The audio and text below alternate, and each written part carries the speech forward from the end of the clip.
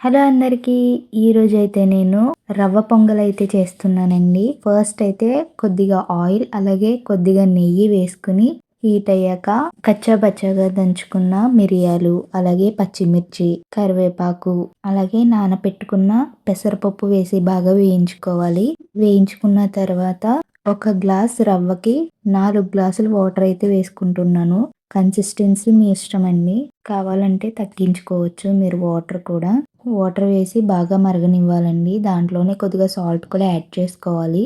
తర్వాత రవ్వను కూడా యాడ్ చేసి బాగా ఉడకనివ్వాలి. ఉడికాక ఫైనల్‌గా కొత్తిమీర వేసుకొని దించేసుకుంటే మన రవ్వ పొంగలైతే రెడీ అయిపోతుందండి. పైన ఘీ వేసుకొని తింటే చాలా బావుంటుంది. ఇది నేను ఫస్ట్ టైమ్ అయితే ఒక టెంపుల్‌లో తిన్నానండి. చాలా టేస్ట్ బాగా నచ్చి యూట్యూబ్‌లో సెర్చ్ చేసి మరి ట్రై చేశాను. చాలా బాగా వచ్చింది. దీనికైతే మెయిన్ ఘీ వేసుకోవాలండి. నెయ్యితోనే ఫ్లేవర్ బావుంటుంది. అలాగే దీంట్లో జీడిపప్పు కూడా వేసుకోవచ్చు. నేనైతే ఇక్కడ యాడ్ చేయలేదు కానీ. మీకు కూడా నచ్చితే తప్పకుండా లైక్ చేయండి, షేర్ చేయండి, అలాగే సబ్స్క్రైబ్ చేసుకోవడం మర్చిపోకండి.